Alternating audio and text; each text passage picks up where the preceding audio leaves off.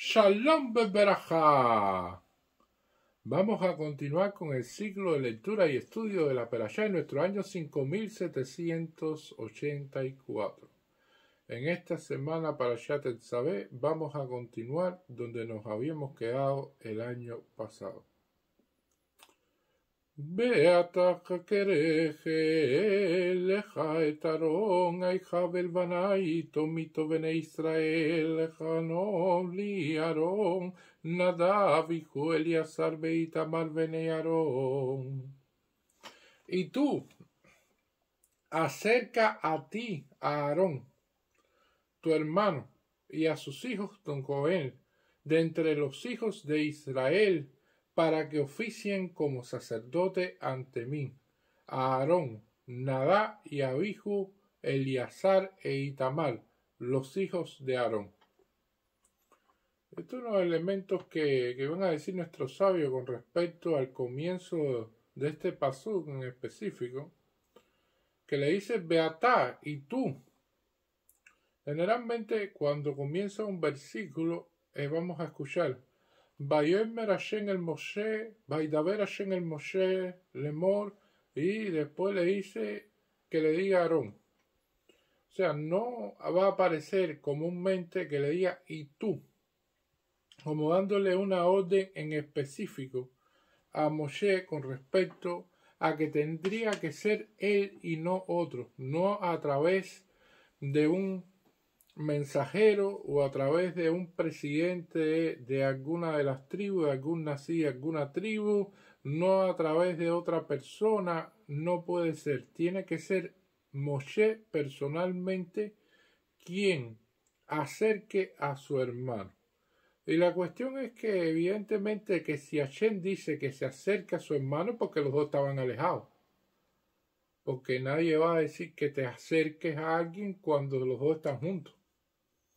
Evidentemente aquí había una distancia, había un alejamiento. Dentro del pueblo judío nosotros lo hemos visto en la historia del pueblo judío, problemas entre hermanos. Hemos visto todo tipo de cuestiones que han sucedido en lo largo de la Perashá, Esav, Jacob, Ismael y Isaac, todas estas cuestiones. Hemos analizado los propios hermanos con Yosef. O sea, toda una serie de cuestiones que ha habido siempre problemas, situaciones, envidias, rencores, toda una serie de elementos complejos que han sido parte de la historia del pueblo de Israel. Pero bueno, lo que estamos viendo aquí y este alejamiento propiamente que está teniendo Moshe con Aarón es porque aunque la Torá todavía no ha hablado de esto, ya había sucedido esto cuando se da la Perashá esta. No está ordenado cronológicamente. Después de la Perashá de Yitro, que se dan los 10 mandamientos, viene la Perashá Mishpatim, y en Mishpatim se da una continuación de esos 10 mandamientos, pero en el proceso que Moshe sube y asciende al monte Sinaí y baja, evidentemente el pueblo de Israel peca con el pecado del becerro de oro. Y sabemos que Aarón tuvo una participación directa en ese pecado del becerro de oro y que producto de la participación directa de Aarón a Cohen en ese pecado del becerro de oro, Hashem se molesta con Aarón. Y debido a eso, Moshe dijo, bueno, déjame alejarme un poco de mi hermano, porque mi hermano realmente lo que hizo no está bien hecho. Y entonces vamos a guardar distancia con respecto a él y no voy a tener ni comunicación con él. Y en estas situaciones, cuando la Torá escribe la parashá anterior, la parashá Trumá, y esta parashá Tetzaveh, que vienen antes de Kitizá, evidentemente, en la parashá y la Torá en su composición, en el orden que está, nos da la solución a ese pecado del becerro de oro, de cómo se construye un Mishkan, de los elementos necesarios, de las donaciones que expiaron precisamente los pecados, de cómo se van a a hacer las vestimentas de los Kohanim, de cómo van a ser los utensilios, o sea, toda una serie de elementos los cuales nos dan aquí, que nos dan la solución después de que pasó ese pecado, antes de hablarnos de ese pecado. Y esto es precisamente lo que está ocurriendo aquí. Aquí está sucediendo de que este alejamiento entre Moshe y Aarón es cortado por orden de Hashem, que dice, aunque yo me haya puesto bravo con Aarón, y aunque tú hayas tomado esa decisión como tal con respecto a Aarón, por la forma en que él se comportó, vas a romper esa barrera. No mandes a nadie, tú precisamente acércalo a ti, es una orden. Y esto en algunas situaciones es muy difícil. Es muy difícil que alguien se reconcilie con alguien que le hizo mal, o con alguien que no se quiera reconciliar. Eso es como una vez que el rabino le dijo a dos personas, mira, vamos a que te reconcilien ustedes dos, primero ven tú y entonces para yo hablar contigo, para ver si logramos una solución, para que tú te reconcilies con este amigo, que ustedes han sido amigos durante muchos años. Y entonces la persona se apareció con un cuaderno, y el cuaderno lo pone delante del rabino. El rabino le dice, bueno, ¿y esto qué cosa es? Y dice, bueno, este cuaderno tiene escrito todo lo mal que me hizo este amigo. Todo está anotado ahí. Desde Bereshit hasta Betzó Berajá. Está todo ahí. Está todo ahí anotado. Lo tengo todo escrito. Por si se me olvida algo, tenerlo siempre presente. Entonces, si usted va a pensar así, en Dabar Sof, eso significa que eso no va a tener nunca un término. Va a ser infinito. No va a tener término, porque precisamente si va a caer sobre el problema que ocurrió una y otra vez, no va a lograr reconciliación posible. Y esto es una de las cuestiones interesantes, porque inclusive cuando Hashem une a dos personas en matrimonio, porque es la cuestión de que Hashem es el que encuentra la pareja para cada uno. Y esto es una de las cuestiones interesantes en el mundo. No todo el mundo se casa con la persona que cree que va a casarse. Y no todos los matrimonios duran exactamente. Y hay matrimonios que sí son duraderos. Y entonces la pregunta es, ¿cómo es posible que un matrimonio dure tantos años con personas que sean tan diferentes? Esa es la pregunta que hacen nuestros sabios con respecto a esto, que van a caer entonces en la explicación de este pasú de acercar a Aarón. Nuestros sabios dicen que está escrito, al kol peshaim tazeh ahava. ¿Qué significa? Que todas las manchas, todas las cosas que no sean buenas, las se cubren con el amor. O sea, cuando una persona quiere a alguien, cuando una persona ama a alguien, entonces no ve los defectos de esa persona. Evidentemente, todos esos efectos y todas estas cuestiones, al kol peshaim tazeh ahava. O sea, el amor cubre todas esas cosas. Y esto es una de las cosas fundamentales por cual los matrimonios pueden durar tantos años, porque evidentemente nadie es perfecto. Y estos son los elementos a tener en cuenta. Y si nosotros nos ponemos a pensar también, en el caso de las madres, cuando tienen a sus hijos, ¿cuál es el hijo más lindo del mundo? El suyo. El amor que ellas sienten por su hijo. ¿Cuál es el hijo más inteligente del mundo? El suyo. Por el amor que sienten por su hijo. ¿Cuál es el hijo más desarrollado del mundo? El suyo. Porque es precisamente todo lo que ellos sienten, lo que siente cada madre. Y entonces, ¿cómo va a ser? ¿Todos los hijos son los más bonitos del mundo? Sí, para su madre así son. Y así sucesivamente. O sea, estamos, y qué bien que sea así, porque cuando se ama así, esos hijos pueden crecer y pueden desarrollarse precisamente en un hogar con amor y todas estas cuestiones. Tal es así que nosotros en el Shema Israel lo decimos, es una de las cuestiones fundamentales que utilizan nuestros sabios con respecto a esta cuestión, que cuando se lee Shema Israel, después dice, viajaste a Hashem Eloheja, vejol levavejo, vejol nashejo, vejol meodeja. Amarás a Hashem tu Dios con todo tu corazón, con toda tu alma y con toda tu fuerza. Y cuando se habla de fuerza, significa con todo tu dinero, con todas tus posiciones, con todas las cosas que tú tengas, desde el punto de vista material. Y estas palabras que yo te ordeno hoy estarán sobre tu corazón. Le enseñarás a fondo a tus hijos y hablarás de ellas al estar sentado en tu casa y al andar por el camino, al acostarte y al levantarte. Y eso es todos los días de tu vida. Entonces, teniendo en cuenta eso, Dios quiere utilizar esa misma fuerza. Y es la misma fuerza que nosotros utilizamos, el amor, para tener esta conexión con Dios. Y esto es muy importante, porque evidentemente esto es lo que hace que inclusive la bendición sacerdotal tenga ese poder. Cuando se vienen los Kohanim que hacen la bendición sacerdotal en el Shemoneh Esrei, más correcto decir Amidad, porque son ya 19 bendiciones, la cuestión es de que ellos dicen Be'avá, o sea, en la verajá que ellos hacen de bendecir al pueblo con amor, ya eso rompe todas las manchas, todos los posibles problemas que pueda tener el pueblo de Israel, para bendecirlo con amor, para cubrir todas las cosas que no sean positivas y que entonces sean mirados con buenos ojos. Y esto es una cuestión importante de los Kohanim al decirlo, y es un secreto, se pudiera decir, de nosotros.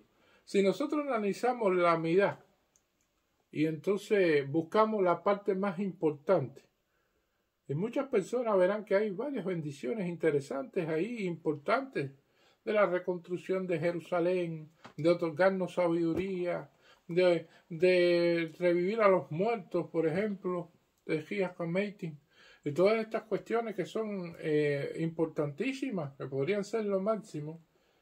La primera bendición constituye la principal, se pudiera decir, en todo momento. ¿Por qué? Porque la primera bendición hay que decirla con Kavaná.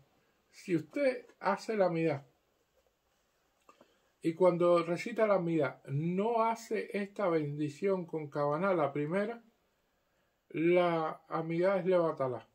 O sea, no tiene validez, no la hizo, es como si no lo hubiera hecho. La sigue, no la repite, porque bueno, si no tuvo Kavaná para la primera, no va a tener ni Kavaná para la segunda, ni para la tercera bendición, porque si empezó con la primera y no tuvo Kavaná, entonces ¿qué Kavaná va a tener? Ninguno. Entonces, esto es una de las cuestiones que va a aparecer aquí. Y esta primera bendición, bien lo dice, Lifnei benejel leman shemo ve'avá. Trae un salvador a los hijos de su nombre en aras de su nombre de amor. O sea, está hablando de amor aquí, de Hashem hacia nosotros. Esto está correctamente pensado. Esto es algo que o sea que los sabios sabían exactamente cómo pedirle a Dios.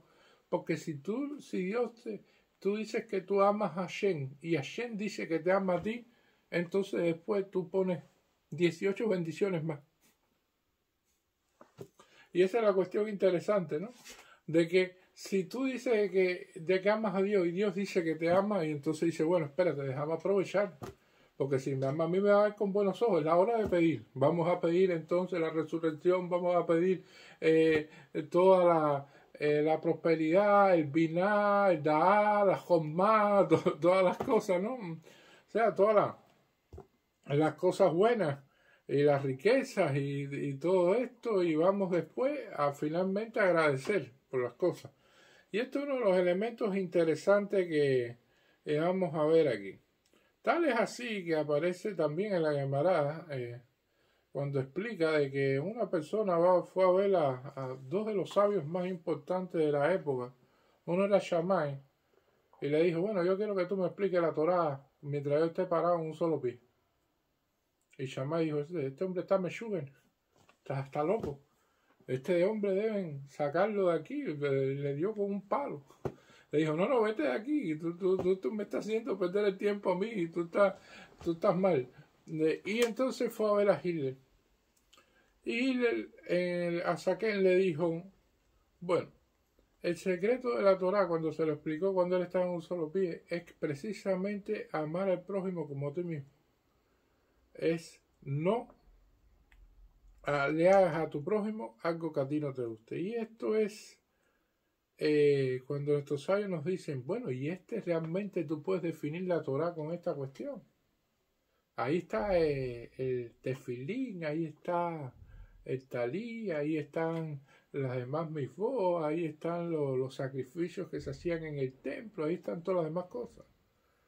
Y la cuestión es que tú interpretando el amor y la utilización de la base del amor sobre todas las cosas, podrías llegar a muchas de estas misbás buscando ese camino del amor precisamente en el cual se puede interpretar y llegar a esa conclusión. Y eso fue lo que leí los Gil. Y entonces aquí el Kelly Yakar sobre esta situación nos dice, a Aarón se le retribuye midá que no es midá, o sea, medida por medida.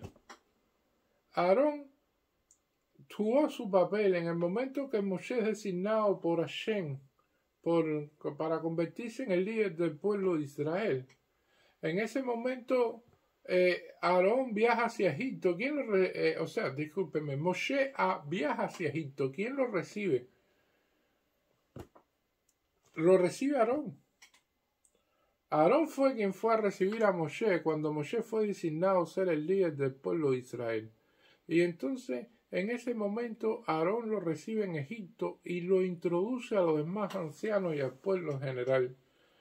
La gente no se acordaba ni de Moshe exactamente, era Aarón quien había permanecido ahí. Y entonces Aarón intermedió por su hermano Moshe y ayudó a su hermano Moshe y fue intérprete de Moshe, porque Moshe sabemos que era gago. Y Aarón se alegró en todo momento de que su hermano tuviera una posición superior a él y no estuvo en desacuerdo con eso, ni tampoco le hizo alguna, se puede decir, alguna campaña o algo parecido. Y entonces todas estas cuestiones son interesantes. Entonces cuando Aarón se comportó, nos explica el Kelly acá, de esa manera que acogió a Moshe y lo introdujo allí y lo apoyó y lo defendió y estuvo al lado de Moshe en todo momento en el proceso en Egipto. Entonces, y se alegró Aarón por el suceso de que Moshe fuera líder. Entonces en ese momento Hashem después cuando ocurre esta cuestión que le dice Beatá que le deja a Aarón, dice, y tú acerca a ti a Aarón. Entonces Hashem le dice en ese momento a Moshe, hay que retribuir lo que Aarón te hizo a ti. Hay que tener una reciprocidad con lo que Aarón te hizo a ti. Y esto es un elemento interesante. Acércalo a él y acércalo a ti. Porque sencillamente en este mundo es un mundo de retribuciones. Es un mundo que si tú repartes amor, recibes amor. Es un mundo que si tú das, los demás te dan. O sea, todo es una serie de cuestiones de que es un mundo de reciprocidad que no funciona en una sola dirección, sino que es bidireccional. Y una de las cuestiones interesantes, que no solamente le dice que acerque a Aarón, tu hermano, sino también a sus hijos junto con él, entre los hijos de Israel, para que oficien como sacerdotes ante mí. O sea, ese acercamiento, además de acercarlo, le va a dar un rol a Aarón importante dentro del pueblo judío, va a ser el sumo sacerdote del pueblo de Israel y eso evidentemente requiere santidad. Y es uno de los conceptos fundamentales que vamos a ver aquí. Para que Aarón sea sacerdote, no es que él sea el sacerdote y que los demás no sean nada. Toda la familia está en función del sacerdocio. Los hijos también están en función del sacerdocio. Sus 4 hijos. Porque es prácticamente imposible llegar a un hogar kasher, tener cumplir con todas las mitzvot, conscientemente siendo usted el único de la familia que la cumpla, y en el núcleo familiar los demás hacen otra cosa. Eso no funciona así. Lo único que va a tener son discusiones. Pero cuando usted quiera llevar kashrut y entonces quiera llevar que esto es lácteo, aquello es cárnico, los horarios, todas estas cosas, y quiera llevar todo como lo dice la halajá, entonces después si no le siguen a usted lo que usted hace y no están al mismo nivel suyo, entonces los demás no va a poder sobrevivir cumpliendo kashrut ahí. Lo mismo sucede, usted quiere Shomer Shabbat y quiere que en Shabbat se cumpla todas las cosas del Shabbat y que se hagan todas las cosas correctamente y todos tienen que estar instruidos en la halajá. Todos tienen que saber lo que tienen que hacer. Cada uno tiene que jugar su rol, cada uno tiene que jugar su parte, porque se trabaja y estas cuestiones se hacen en familia. Es imposible de que una persona diga, no, mira, yo voy entonces a realizar esta labor y me voy a hacer una persona súper santa y entonces ahí en el núcleo familiar todos los demás hacen otra cosa distinta. No, eso no funciona así. Tiene que elevar a toda la familia, tiene que sacar dentro del pueblo de Israel a ellos y entonces como van a ser sacerdotes, ya ellos no son cualquiera, tienen que tener determinadas condiciones, tienen que utilizar determinadas vestimentas, tienen que tener determinadas restricciones, con quién se van a casar, quiénes van a ser sus descendientes, todas esas cuestiones ya empiezan a jugar un rol aquí, porque ser Kohanim, ser Cohen dentro del pueblo de Israel, evidentemente es una posición elevada. Y por lo tanto tiene privilegios, tanto al recitar un Birká Hamazon como para subir al Sefer Torah cuando tenemos lectura de la Torah. O sea, todo está indicado. Y si es un levita, bueno, ya también tiene su posición y su rol. Entonces, teniendo en cuenta eso, cuando nosotros analizamos esto, aquí ayer nos está diciendo y nos explican nuestros sabios que no solamente puede elevar a Aarón, sino que tiene que ser una cosa familiar. Todos ellos tienen que estar involucrados y todos ellos tienen que participar y tener un papel que jugar allí para que todo sea armonizado. No puede ser de que alguien esté en los cielos y otra persona esté en la tierra. O todos están en el cielo o todos están en la tierra. Se funciona así sencillamente porque este es un pueblo que funciona en comunidad, que funciona en familia.